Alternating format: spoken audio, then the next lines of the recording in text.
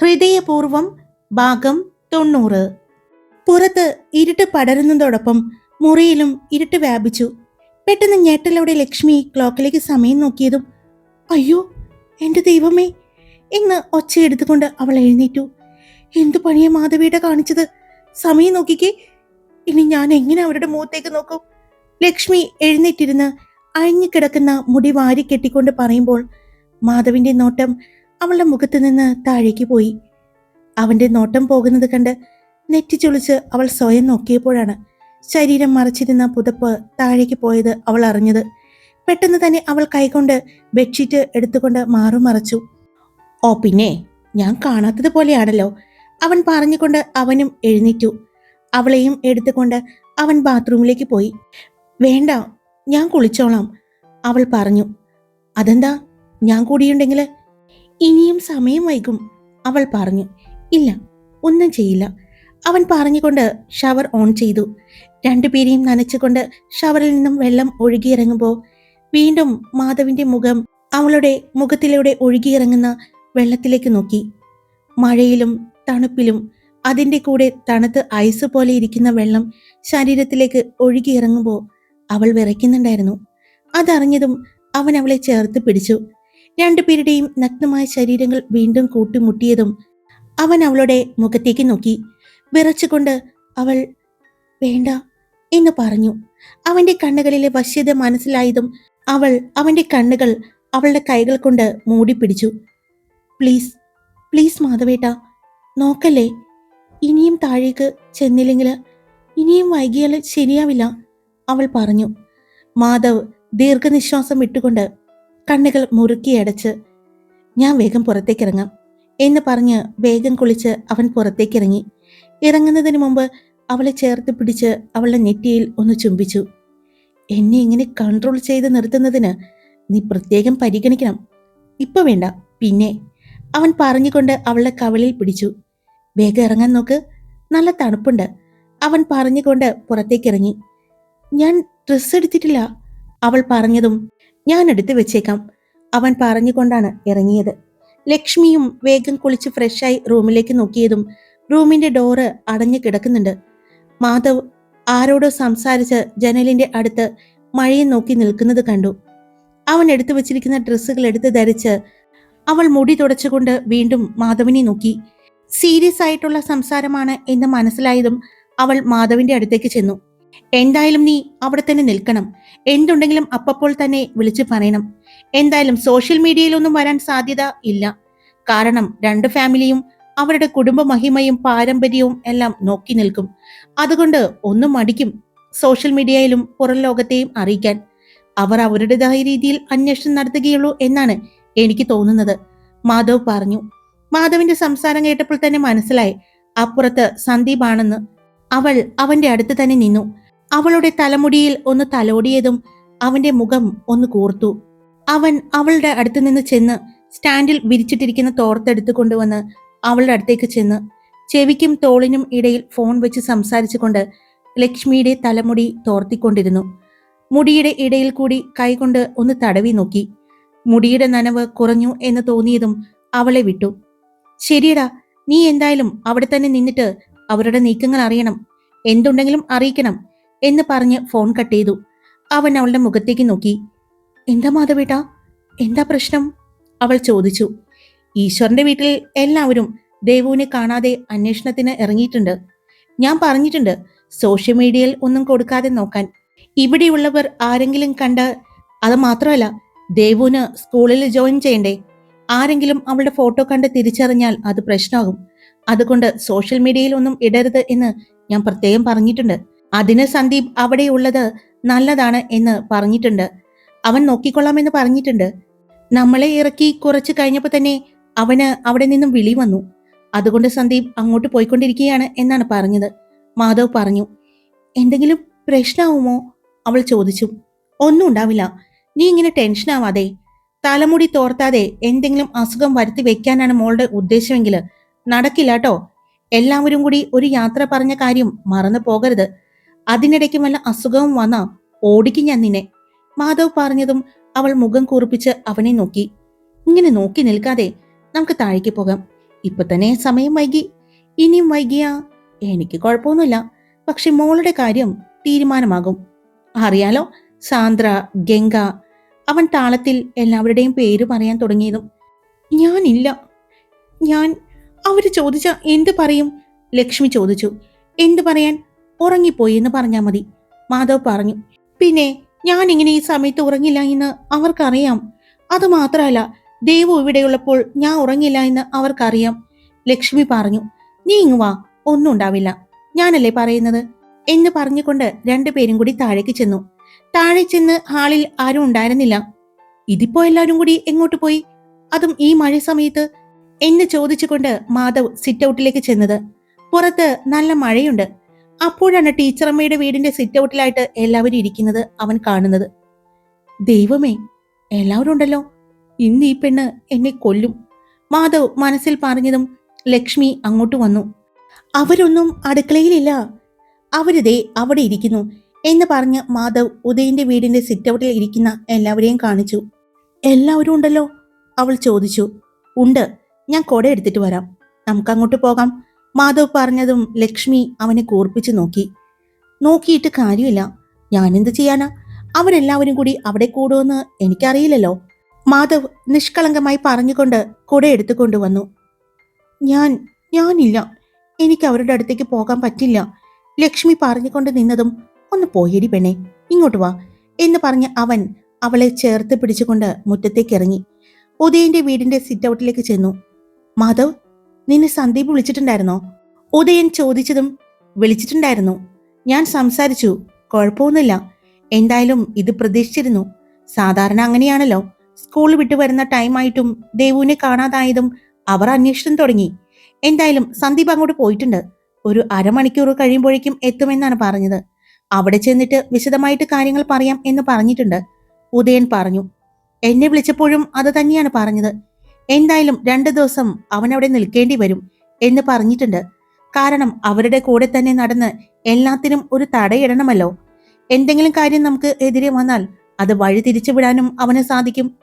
അത് മാത്രമല്ല, സോഷ്യൽ മീഡിയയിൽ ഒന്നും കൊടുക്കരുത് എന്ന് ഞാൻ പറഞ്ഞിട്ടുണ്ട്, അത് വീടിന്റെ നാണക്കേടാണ്, കുടുംബത്തിന് ചീത്തപ്പേരാകും എന്ന് അവർക്കറിയാമെങ്കിലും ഞാനത് ഇവനോട് ഒന്നുകൂടി ബൂസ്റ്റ് ചെയ്യാൻ പറഞ്ഞിട്ടുണ്ട്, മാധവ് പറഞ്ഞുകൊണ്ട് കുടമടക്കി സിറ്റ് ഔട്ടിലേക്ക് കയറി.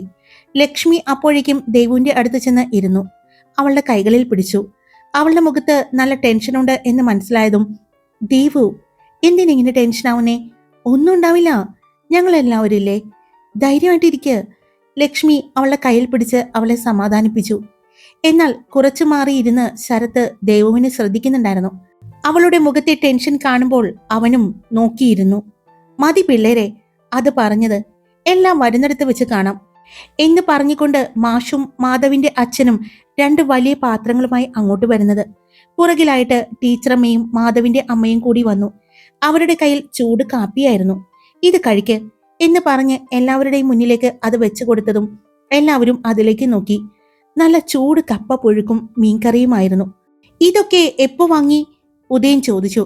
അതൊക്കെ വാങ്ങി, ഇന്ന് മോളെയും കൊണ്ട് വരുമെന്ന് മാധവ് വിളിച്ചു പറഞ്ഞപ്പോ ഞാനും മാഷും കൂടി പുറത്തേക്ക് പോയി വാങ്ങിക്കൊണ്ട് വന്നതാണ്, മാധവിന്റെ അച്ഛൻ പറഞ്ഞു. ഞാനിത് ചോദിക്കാനിരുന്നതാണ്, നിങ്ങൾ വന്നപ്പോ തന്നെ ഭയങ്കര സ്വീകരണമായിരുന്നു ദേവുവിന്, അപ്പോ എങ്ങനെ അറിഞ്ഞു എന്ന് ചോദിക്കണമെന്ന് എനിക്കുണ്ടായിരുന്നു, അപ്പോഴത്തെ സംസാരത്തിനിടയ്ക്ക് വിട്ടുപോയതാണ്, ഉദയൻ പറഞ്ഞു. നിങ്ങൾ അവിടെ നിന്നും ഇറങ്ങി ഭക്ഷണം കഴിക്കാൻ കയറിയപ്പോൾ തന്നെ മാധവ് വിളിച്ചു പറഞ്ഞു നിങ്ങൾ വരുന്നുണ്ട് എന്ന്.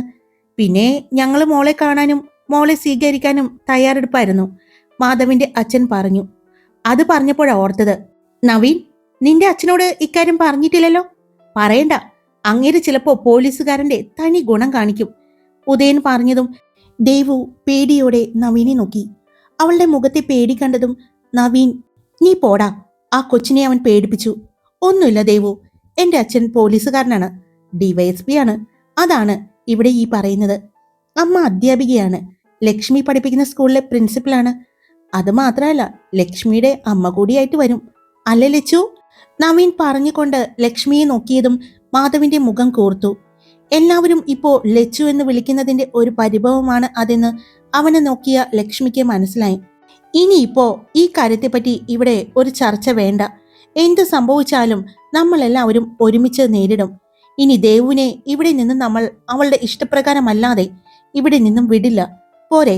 മാഷു പറഞ്ഞു. മോൾക്ക് ആ മുറി ഇഷ്ടപ്പെട്ടോ? മാഷ് ചോദിച്ചു.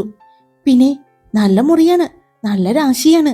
ആ മുറിയിൽ കിടന്ന് ഒരുപാട് വൈകാതെ ലക്ഷ്മിയെ ഇവൻ വിവാഹം കഴിച്ചു. ഇനി ദേവു കൂടി അവിടെ കഴിഞ്ഞു നോക്ക്. ചിലപ്പോ പെട്ടെന്ന് കല്യാണം നടന്നാലോ? ഉദയൻ പറഞ്ഞതും ദേവു മുഖം കുനിച്ചു. അപ്പോഴാണ് അങ്ങോട്ടേക്ക് കൊടയും ചൂടി വിനോദ് വരുന്നത്. ഇപ്പോഴാണോടാ നീ വരുന്നത്? വിനോദിനെ കണ്ടതും ഉദയൻ ചോദിച്ചു. എനിക്ക് 1-2 പേരെ കാണാനുണ്ടായിരുന്നു. അവരെ കണ്ടതിന് ശേഷമാണ് ഞാൻ വന്നത്. കറക്റ്റ് ടൈമിംഗ് ആണല്ലോ ഞാൻ വന്നത് എന്ന് പറഞ്ഞ് വിനോദും സിറ്റ് ഔട്ടിലേക്ക് ഇരുന്നു. മോനെ, ഇത് കുടിക്ക് എന്ന് പറഞ്ഞ് ടീച്ചറമ്മ ഒരു ഗ്ലാസ് ചൂട് കാപ്പിയെടുത്ത് അവന്റെ നേരെ കൊടുത്തു. നല്ല മഴയത്ത് തണുപ്പത്ത് കയറി വരുമ്പോൾ ചൂട് കാപ്പി കുടിക്കുന്നത് നല്ലതാണ്, സീതാമ്മയും പറഞ്ഞു. പിന്നെ ഒരു പാത്രത്തിൽ കപ്പയും മീൻകറിയും എടുത്ത് വിനോദിനും കൊടുത്തു. വിനോദിനോടും അവിടെ ദേവുവിനെ അന്വേഷിച്ച് ഇറങ്ങിയിട്ടുണ്ട് എന്നുള്ള കാര്യം പറഞ്ഞു. ഇവിടെ ഒരു മേക്കപ്പ് ആർട്ടിസ്റ്റ് ഉണ്ടല്ലോ, നമുക്കൊരു കാര്യം ചെയ്താലോ? ദേവുവിന് ഒരു മേക്ക് ഓവർ കൊടുത്താലോ? ഒരുപാടൊന്നും വേണ്ട, ഈ ഒരു ലുക്കിൽ നിന്നും കുറച്ച് മോഡേൺ ലുക്കിലേക്ക്. വിനോദ് ചോദിച്ചതും എല്ലാവരും അവളെ നോക്കി. അത് വേണമെങ്കിൽ ഞാൻ സെറ്റാക്കാം. ഗംഗ പറഞ്ഞതും അതൊരു നല്ല കാര്യമാണ്. പെട്ടെന്ന് ആർക്കും തിരിച്ചറിയാത്ത രീതിയിൽ ഒരു മാറ്റം, വേഷത്തിലും രൂപത്തിലും എല്ലാം ഒരു മാറ്റം. അത് ഞാൻ നാളെ സെറ്റാക്കി തരാം. ഗംഗ പറഞ്ഞുകൊണ്ട് നോക്കിയത് ശരത്തിനെയായിരുന്നു. മുഖത്ത് ഇഷ്ടക്കേട് വല്ലതും ഉണ്ടോ എന്നായിരുന്നു എല്ലാവരും നോക്കിയത്. എന്നാൽ അവൻ ഇപ്പോൾ ദേവുവിനെ തന്നെ നോക്കിയിരിക്കുകയായിരുന്നു. എടാ മാധവേ, ഒന്ന് തട്ടി വിളിക്കടാ, അവനിതൊന്നും അറിഞ്ഞിട്ടില്ല എന്ന് തോന്നുന്നു. ഇവിടെ പറഞ്ഞത് വല്ലതും കേട്ടോ ആവോ? ഉദയൻ പറഞ്ഞതും മാധവ് ചെറിയൊരു പുഞ്ചിരിയോടെ ശരത്തിന്റെ കയ്യിൽ പിടിച്ചു. നീ എന്നാണ് ഹോസ്പിറ്റലിൽ ജോയിൻ ചെയ്യുന്നത്? മാധവിന്റെ ചോദ്യം കേട്ടാണ് ശരത്ത് ദേവുവിൽ നിന്നുള്ള നോട്ടം മാറ്റിയത്. അടുത്ത ആഴ്ച, ശരത്ത് പറഞ്ഞു. എന്നാ പിന്നെ അടുത്ത ആഴ്ച തന്നെ ആയിക്കോട്ടെ. ദേവുവും സ്കൂളിൽ ജോയിൻ ചെയ്യുന്നത് അല്ലേ? മാധവ് ചോദിച്ചു. നീ വർക്ക് ചെയ്യുന്ന ഹോസ്പിറ്റലിന്റെ അടുത്ത് തന്നെയല്ലേ ഈ പറയുന്ന സ്കൂള്? പോകുമ്പോൾ നിങ്ങൾക്ക് 2 പേർക്കും ഒരുമിച്ച് പോകാലോ. പീഡിയാട്രിഷ്യൻ ആയതുകൊണ്ട് ഇവന് കറക്റ്റ് ടൈമിന് പോയാൽ മതി. പിന്നെ എന്തെങ്കിലും കോംപ്ലിക്കേഷൻസ് ആയിട്ടുള്ള കേസുകൾ ഉണ്ടെങ്കിൽ മാത്രം പോയാൽ മതിയല്ലോ നേരത്തെ. അതുകൊണ്ട് പോകുന്നതും വരുന്നതും വേണമെങ്കിൽ ശരത്തിന്റെ കൂടെ തന്നെ ആക്കാം അല്ലേ? ഉദയനും പറഞ്ഞു. ശരത്തിന്റെ മുഖത്ത് 1000 പൂത്തിരികൾ കത്തിയതുപോലെയായിരുന്നു. പക്ഷെ ചെറിയൊരു പ്രശ്നമുണ്ടല്ലോ. മോൾക്ക് 3:30 ആകുമ്പോഴേക്കും സ്കൂള് കഴിയില്ലേ? പക്ഷെ ശരത്ത് വരുമ്പോ 5 മണിയൊക്കെ ആകില്ലേ? അതുവരെ മോള് അവിടെ ഇരിക്കാനോ? അത് വേണ്ട. ആ ടൈമിലല്ലേ മാധവ് നിന്റെ ബസ് വരുന്നത്? മോള് അതിൽ കയറിയാൽ മതിയല്ലോ. അപ്പോ ലക്ഷ്മി മോളുടെ സ്കൂളിന്റെ അവിടെ എത്തുമ്പോ ഇവരും കൂടി ഉണ്ടാകും. അത് മാത്രല്ല, ആ സമയം ബസ്സിൽ നീ കൂടി ഉണ്ടാകുമ്പോ മോൾക്ക് ടെൻഷൻ അടിക്കണ്ടല്ലോ. മാധവിന്റെ അമ്മ പറഞ്ഞതും ശരത്ത് മാധവിനെ ഒന്ന് നോക്കി. ശരത്തിന്റെ നോട്ടം കണ്ടതും മാധവിനും ഉദയനും അടക്കം എല്ലാവർക്കും ചിരി വന്നു. അത് സമയാവുമ്പോ എങ്ങനെയാണെന്ന് നോക്കിയിട്ട് ചെയ്യാമ്മ. ഇനിയിപ്പോ ആ സമയത്ത് ഇവന് ഇറങ്ങാൻ പറ്റുകയാണെങ്കിൽ ഇവൻ കൊണ്ടുവന്നോട്ടെ. അല്ലെങ്കിൽ അച്ചു ബസ്സിൽ കയറിയ മതി, ഞാനുണ്ടാകും, മാധവ് പറഞ്ഞു. പിന്നെ എല്ലാവരും വിശേഷങ്ങൾ പറഞ്ഞിരുന്നു. നാളെ മോള് ഇവിടെയെല്ലാം ഒന്ന് ചുറ്റിക്കാണ്, എന്നിട്ട് എങ്ങനെയുണ്ടെന്ന് പറയണം കേട്ടോ. ഇനി ഇതാണ് മോളുടെ വീട്, ഇവിടെയാണ് ഇനി നിൽക്കാൻ പോകുന്നത്. അതുകൊണ്ട് ഇവിടെയുള്ള സ്ഥലങ്ങളും ആളുകളെയും എല്ലാം പരിചയപ്പെടണം. പക്ഷെ അത് ഇങ്ങനെ പേടിയോടെ ആവരുത്. ഞങ്ങളെ ലക്ഷ്മി പറഞ്ഞു കേട്ടിട്ടുള്ള ദേവു എങ്ങനെയായിരുന്നോ അതുപോലെ, നിങ്ങൾ 2 പേരും കൂട്ടുകാര് എങ്ങനെയായിരുന്നോ അവിടെ ഉണ്ടായത് അതുപോലെ, അല്ല അതിനേക്കാൾ കൂടുതൽ സ്വാതന്ത്ര്യത്തിൽ ഇഷ്ടത്തിന് നിങ്ങൾക്ക് ഇവിടെ ജീവിക്കാം. ആരും നിങ്ങളുടെ ഇഷ്ടത്തിന് തടസ്സം പറയുകയോ അത് ചെയ്യരുത് ഇത് ചെയ്യരുത് എന്ന് പറയുകയോ ഒന്നും ചെയ്യില്ല, ടീച്ചറമ്മ പറഞ്ഞു. അതിന് ദേവു ചെറുതായി ഒന്ന് പുഞ്ചിരിച്ചു. ഏട്ടത്തി നൃത്തം ചെയ്യുന്നത് പോലെ തന്നെ അച്ചു ചേച്ചിയും നൃത്തം ചെയ്യില്ലേ? മിത്ര ചോദിച്ചതും എല്ലാവരും ദേവുവിനെ നോക്കി. ശരത്തിന്റെ മുഖത്ത് അതിശയമായിരുന്നു. ആകാംക്ഷയോടെയാണ് ശരത്ത് ദേവുവിന്റെ മുഖത്തേക്ക് നോക്കിയത്. അത് ശരിയാണല്ലോ, ലക്ഷ്മി പറഞ്ഞിട്ടുണ്ട് നിങ്ങൾ 2 പേരും ഒരുമിച്ച് നൃത്തം ചെയ്ത കാര്യങ്ങളെല്ലാം. ലക്ഷ്മി മോളുടെ അമ്മ തന്നെയല്ലേ ദേവു മോളെയും നൃത്തം പഠിപ്പിച്ചത്? അപ്പോ നന്നായിട്ട് തന്നെ നൃത്തം ചെയ്യും എന്നറിയാം. എന്നാ പിന്നെ ഒരു കാര്യം ചെയ്യാം, ഇനി മുതല് ഇവര് 2 പേരും ശനിയും ഞായറും ക്ലാസ് എടുക്കട്ടെ. ഒരു മാറ്റം 2 പേർക്കും ഉണ്ടാകും, സീതാമ്മ പറഞ്ഞു. അമ്മ നൈസായിട്ട് നൃത്തകലയിൽ നിന്നും വിരമിക്കുകയാണ് എന്ന് തോന്നുന്നു. ലക്ഷ്മിയടത്തിയെയും ദേവു ചേച്ചിയെയും ഏൽപ്പിച്ചുകൊണ്ട് അമ്മ ഫ്രീ ആവുകയാണ്. മിത്ര പറഞ്ഞതും അങ്ങനെയൊന്നുമല്ല, ഇവര് 2 പേരും ക്ലാസ് എടുക്കുമ്പോൾ കൂടെ ഞാനും ഉണ്ടാകും. എന്നാലും കൂടുതൽ ഇനി ഇവര് 2 പേരും നോക്കട്ടെ. അപ്പൊ തന്നെ ദേവുമോള് ഒന്ന് ഉഷാറാകും. ഇപ്പൊ ഇരിക്കുന്ന നോക്കിക്കേ, ഈ സങ്കടഭാവമെല്ലാം മാറണം. എന്നിട്ട് ഇവരെ പോലെ നല്ല അടിപൊളിയായിട്ട് സംസാരിക്കണം. ഇനിയിപ്പോ ഇഷാനി എറണാകുളത്തെ ജോലി രാജിവെച്ചുകൊണ്ട് ഇങ്ങോട്ട് വരും. ഗംഗ ഇനി ഇവിടെ അവളുടെ ഷോപ്പ് ഓപ്പൺ ചെയ്യുന്ന കാര്യങ്ങളുമായിട്ട് അവളും ഉണ്ടാകും. എല്ലാവരും ഇവിടെ തന്നെ ഉണ്ടാകും. ഞങ്ങൾക്ക് നിങ്ങളെല്ലാവരും ഇവിടെയുള്ളത് എന്ത് സന്തോഷാണെന്നറിയോ? അപ്പൊ പിന്നെ മോൾക്ക് ചുറ്റും എന്തോരം ആളുകളാണ് എന്ന് നോക്കിക്കേ. അതുകൊണ്ട് ഇങ്ങനെ വിഷമിച്ചിരിക്കാതെ. കേട്ടല്ലോ? ടീച്ചറമ്മ പറഞ്ഞുകൊണ്ട് അവളുടെ തലയിൽ ഒന്ന് തലോടി. ദേവു പുഞ്ചിരിയോടെ ടീച്ചറമ്മയെ നോക്കി. അവൾക്ക് അവളുടെ അമ്മയെ ഓർമ്മ വന്നു. ഇതുപോലെ അമ്മ ചേർത്ത് നിർത്തിയിട്ടുണ്ടോ എന്ന് പോലും ഓർമ്മയില്ല എന്നാണ് അവൾ ആ സമയം ചിന്തിച്ചത്. അവളുടെ ചിന്ത മനസ്സിലായതുപോലെ ശരത്ത് അവളുടെ നിറഞ്ഞൊഴുകുന്ന കണ്ണുകളിലേക്ക് നോക്കി. അവന്റെ കണ്ണുകളും ഒന്ന് കലങ്ങി. കണ്ണ് തുടച്ചു നോക്കിയ ദേവു കാണുന്നത് തന്നെ തന്നെ നോക്കിയിരിക്കുന്ന ശരത്തിനെയാണ്. എന്തുകൊണ്ടോ ദേവുവിന് ശരത്തിനെ നോക്കാൻ പറ്റാതെ പെട്ടെന്ന് തന്നെ അവൾ നോട്ടം മാറ്റി. അത് കണ്ടതും ശരത്തിന്റെ ചുണ്ടിൽ ഒരു പുഞ്ചിരി വിരിഞ്ഞു. ഹായ്, എല്ലാവരും സുഖമായിട്ടിരിക്കുന്നോ? ഞാൻ സുഖമായിട്ടിരിക്കുന്നു. സ്റ്റോറി ഇട്ടിട്ടുണ്ട്. ഇഷ്ടപ്പെട്ടാൽ ലൈക്ക് ചെയ്യാനും ഹൈപ്പ് ചെയ്യാനും നിങ്ങളുടെ അഭിപ്രായങ്ങൾ കമന്റ് ചെയ്യാനും സബ്സ്ക്രൈബ് ചെയ്യാതെ കേൾക്കുന്നവരുണ്ടെങ്കിൽ സബ്സ്ക്രൈബ് ചെയ്യാനും മറക്കരുത് കേട്ടോ. Love you all. It's me Karthika.